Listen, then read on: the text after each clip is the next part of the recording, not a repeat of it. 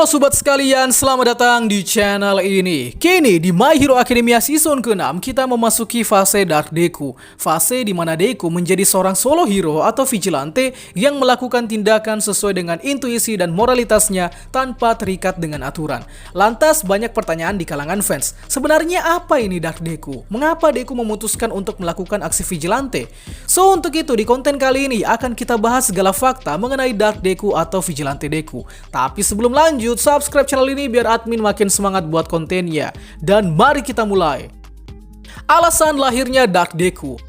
Dark Deku atau Vigilante Deku adalah suatu fase di mana Deku, sang tokoh utama dalam kisah My Hero Academia, sedang mencari jati dirinya yang sebenarnya dengan caranya sendiri. Bisa dibilang Dark Deku adalah Deku versi yang lebih independen tanpa terikat aturan hero maupun All Might selaku mentornya.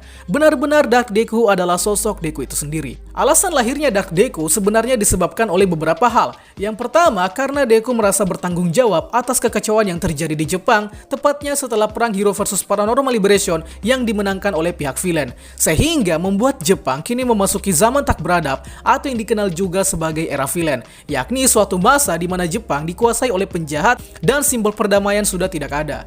Kedua, Deku terbebani dengan tanggung jawabnya sebagai pewaris terakhir One for All, sehingga Deku berpikir kalau dia harus mewujudkan keinginan dari seluruh pewaris One for All, terutama Nana Shimura, untuk segera mengalahkan All for One. Alhasil Dark Deku pun tercipta dengan beban berat di punggungnya. Dan yang ketiga adalah karena Deku yang dicekoki dengan kekuatan yang semakin kuat.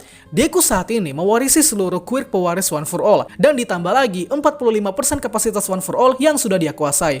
Meskipun sisa satu quirk yang belum ditunjukkan selama fase Dark Deku berlangsung, akan tetapi Deku dengan segala fitur terbaru dari quirk One for All berhasil merubah pemikiran Deku itu sendiri menjadi lebih kelam dan penuh kenaifan. So, dari tiga sebab tadi, maka menciptakan sosok Deku yang memasuki fase Dark Deku atau Vigilante Deku. Berbicara soal Vigilante Deku ini sebenarnya tidak secara ofisial disematkan pada sosok Deku. Sebab istilah Vigilante Deku ini sebenarnya didasari dari manga Vigilante yang tokoh utamanya adalah Koichi, di mana Koichi adalah seorang vigilante dalam kisah manga prequel My Hero Academia Vigilante. Maka dari situlah predikat Vigilante disematkan ke Deku.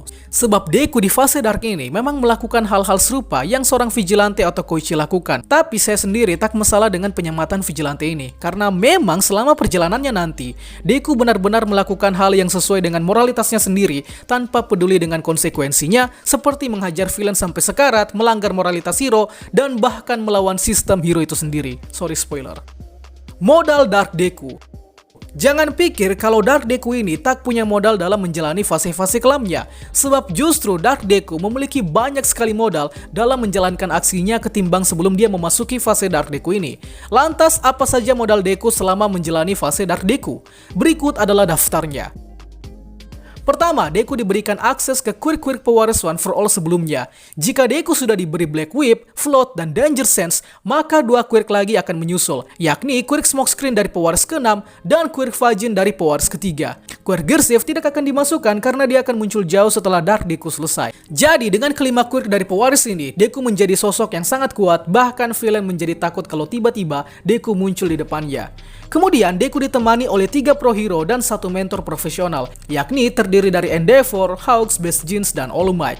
Keempat sosok ini bukan sosok yang dapat disepelekan cuy, sebab keempat sosok ini masing-masing punya track record terhebat di negara Jepang. Kita mulai dari Endeavor, yang jelas kita tahu dia adalah number 1 hero Jepang saat ini. Kemudian ada Hawks yang dikenal memiliki quirk yang super fungsional, dan ada Best Jeans yang memiliki strategi jenius, serta ada All Might yang mampu menyokong fitur canggih selama Dark Deku beraksi. By the way, All Might ini sebenarnya sangat kaya raya. So, dengan keempat sosok yang menemani Dark Deku ini, kita jadi tidak bisa berkata kalau Deku akan melakukan aksinya sendirian, sebab ya di belakang Deku ada privilege yang mengikuti.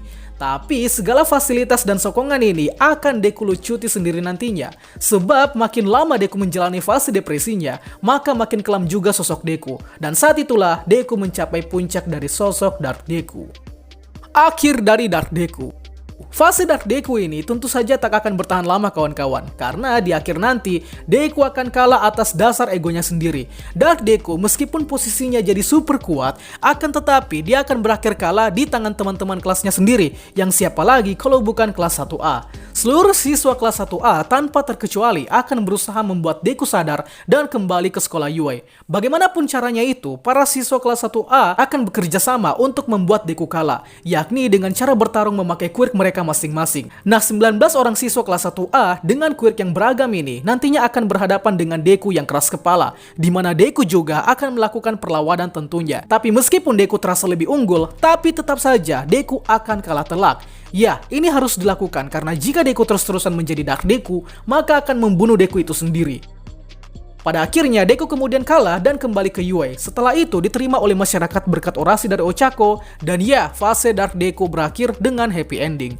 So, kesimpulannya adalah, Dark Deku atau Vigilante Deku ini adalah fase depresif dan naif yang memang harus Deku alami dan lewati. Jika Deku tak melewati fase ini, mungkin di perang nanti, Deku tak akan jadi lawan imbang dari Shigaraki All For One. Jadi, itulah pembahasan kita pada kali ini. Sanggah apabila ada yang kurang, request juga di kolom komentar untuk pembahasan selanjutnya. Dan akhir kata, see you next time.